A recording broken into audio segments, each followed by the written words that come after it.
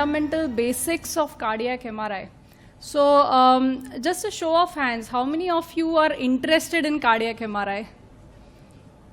Okay, so good. We are going to deal with just the basics, understanding the anatomy, the techniques that are involved in cardiac MRI, and we are just going to touch on the viability imaging. That is one application of cardiac MRI. Okay. So the lecture is going to be divided into just the basic anatomy, okay? And why anatomy of heart is important. So we are going to study special sequences, but before that, we should just know how a normal heart looks like on a cardiac MRI.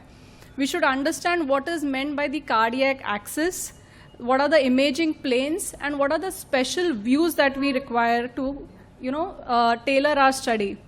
Because amongst all the various techniques that are available, we should know when to select which modality, whether we need to do a cardiac CT or a cardiac MR for a particular indication, which sequences should we obtain, and how to do the study in a quick and efficient manner, because we don't want the cardiac MRI to go on for too long.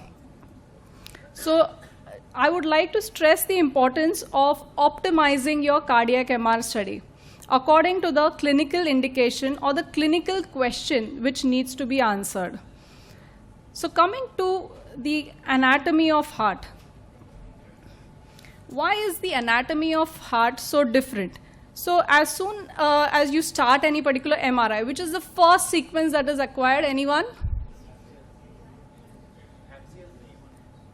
What is the first thing which your technician takes when you start any MRI study? Yeah, what is it called? Is it called a scanogram?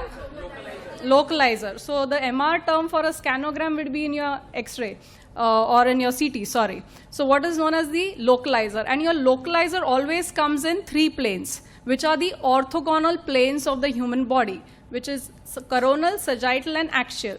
So whenever a cardiac MRI study starts, what you get are the orthogonal planes of the body.